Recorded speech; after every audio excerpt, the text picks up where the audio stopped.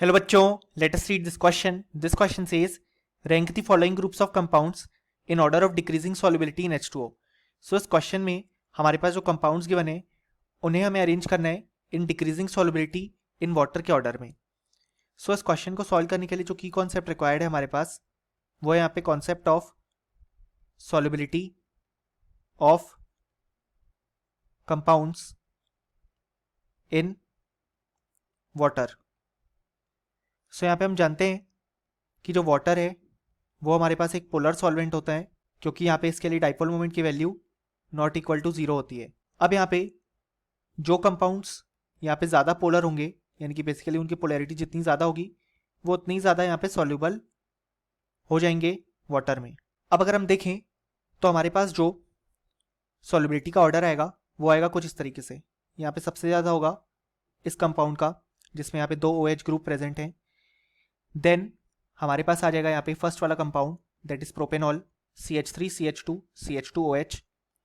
Then हमारे पास आ जाएगा यहाँ पे third compound that is butanol CH3CH2 CH2 CH2OH. And then last में सेकेंड वाला कंपाउंड आएगा यहाँ पे ये वाला CH2CH2 CH2 Cl और Cl.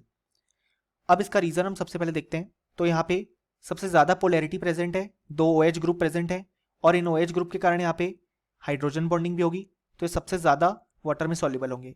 देन अगर हम बात करें यहाँ पे एक OH ग्रुप है तो यहाँ पे हमारे पास हाइड्रोजन बॉन्डिंग केवल इसके कारण होगी इसलिए सेकंड पोजीशन पे आएगा. अब यहाँ पे OH ग्रुप इस पोजीशन पे भी प्रेजेंट है यानी कि थर्ड कंपाउंड में भी प्रेजेंट है.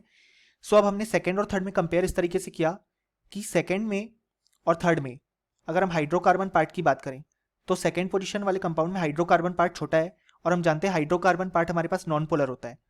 अब जितना कम हाइड्रोकार्बन पार्ट होगा उतना ही ज़्यादा वो कंपाउंड यहाँ पे सॉल्युबल होगा क्योंकि हाइड्रोकार्बन पार्ट के कारण नॉन पोलर सेगमेंट आ रहा है और नॉन पोलैरिटी होने के कारण हाइड्रोकार्बन पार्ट यहाँ पे सॉल्युबल नहीं होता है.